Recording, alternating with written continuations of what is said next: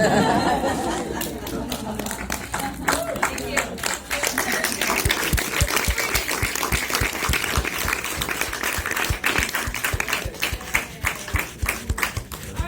is Cady McClain. You gonna introduce me? All right.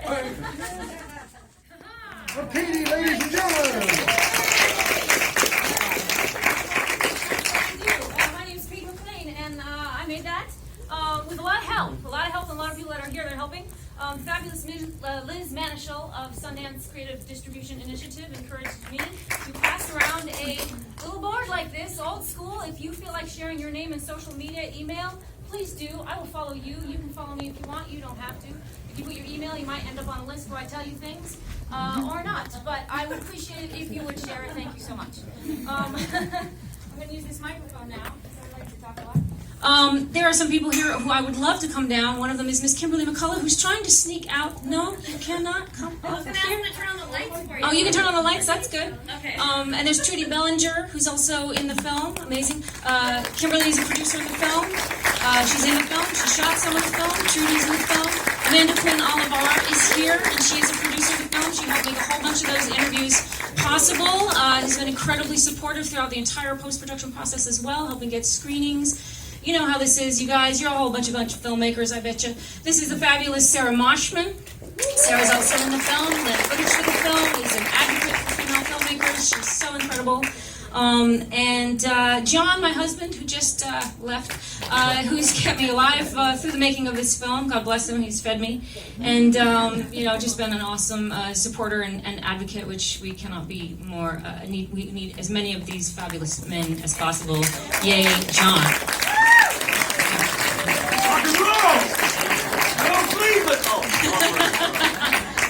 Here's a microphone, yeah. So we could talk about a lot of things, but one of the things that I just sort of want to acknowledge is Kimberly mentioned something to me as we were meeting in the hall for a moment of zen, and and she mentioned how many of us have come. I mean, when I interviewed, and I thought it'd be something just to let you guys know about, because I think it's super cool. It's a really cool, insight that you had. Sarah had just finished the Empowerment Project, and you were finishing shooting Losing Sight of Shore, which then got picked up by, that was when we did our interview, which then got picked up by Netflix, and now she's showing in 160 countries, this amazing film about 4 women who rode the Pacific. It's a fabulous film, and you should totally make an effort to see it.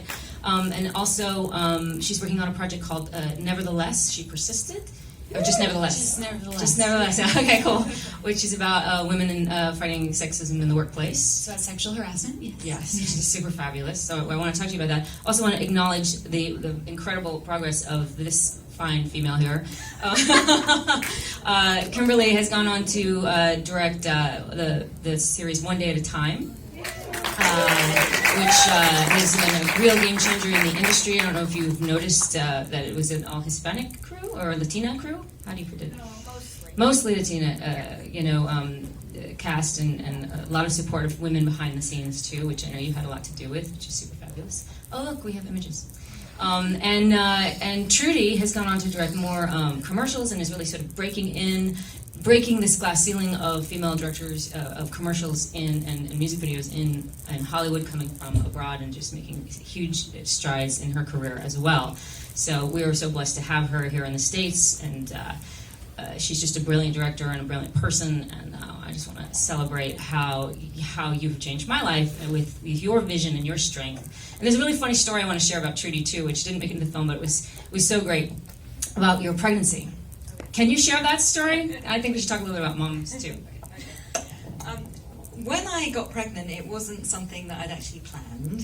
And I just actually left EMI Records, where I was creative director, and had decided to pursue a career in directing. So I then got pregnant, and I literally was about 3 months into being a freelancer. And the last thing I wanted people to know was that I was pregnant, because unfortunately, people tend to, in the industry, kind of think of it as a bit of an illness or something, that would be some kind of hindrance to me directing, which of course it isn't, as we as women know. If anything, it's more of a strength, because it means it opens us up to, sort of more experiences and more understanding of a female perspective. So I got pregnant, and I kept it totally secret. Nobody knew. Maybe 2 or 3 of my friends, a couple of family members, and that was it.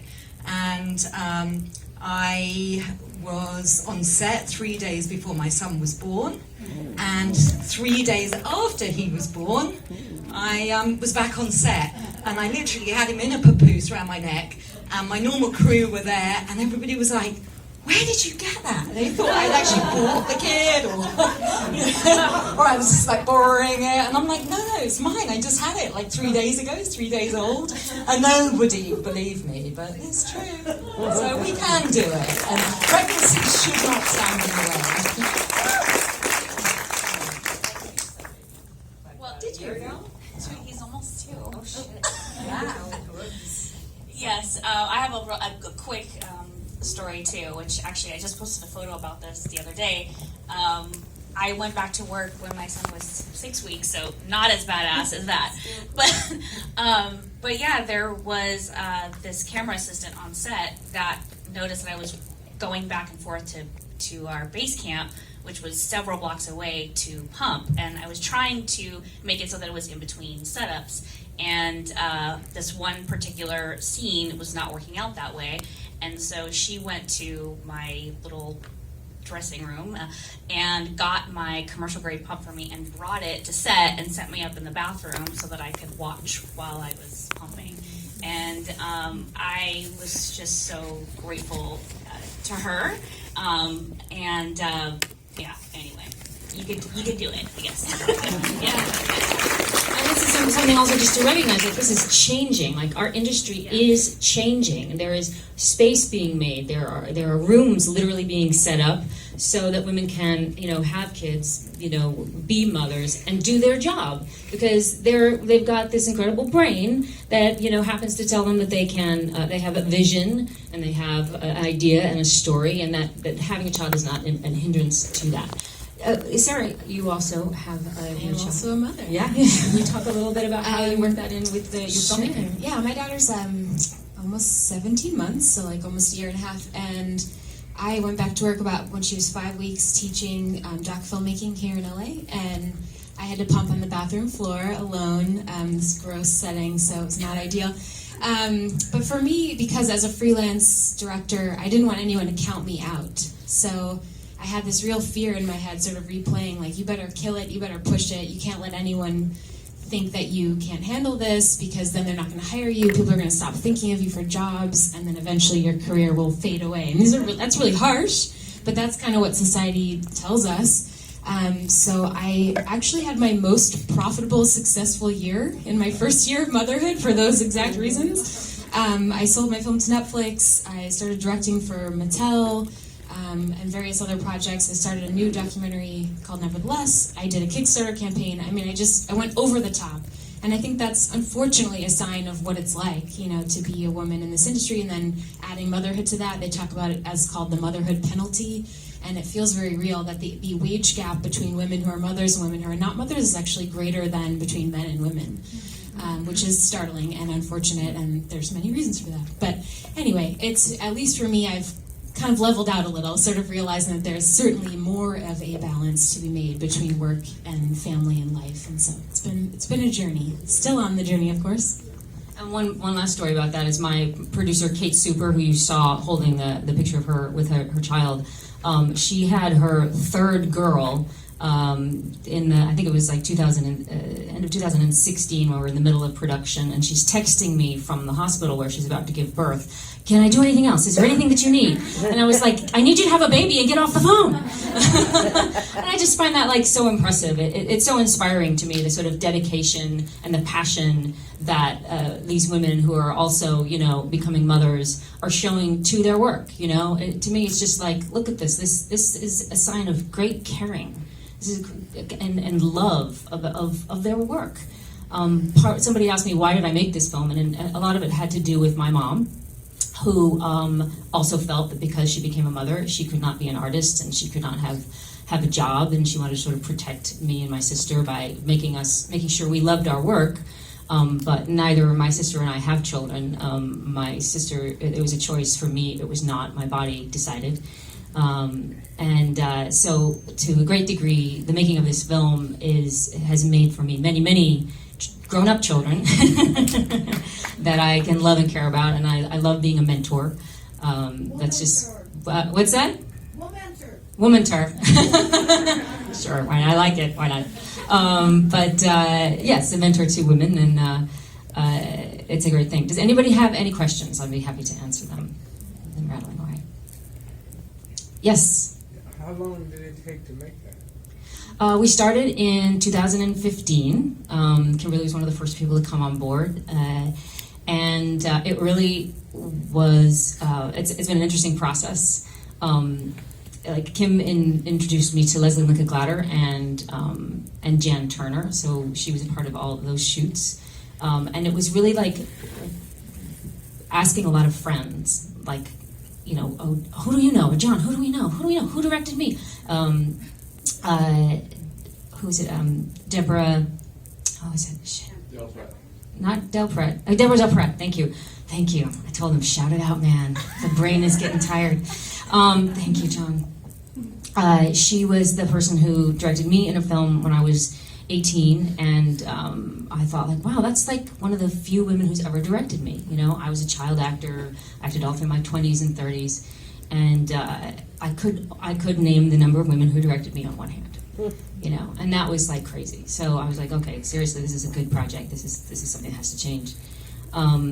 And then I started, you know, getting involved in Finola Hughes, who I worked in daytime. She also worked in daytime. She introduced me to Trudy, and you know, it was just like that. You know, I went to a group event. I met Sarah. Sarah was like, yeah, let's talk about this. You know, just people opening doors, and that's something that I just think has been the whole process. And one of the fun things about doing a documentary like this is it opens your world. So anybody who's interested in making a documentary, right? Like, haven't you met like so many incredible people through the making of your docs?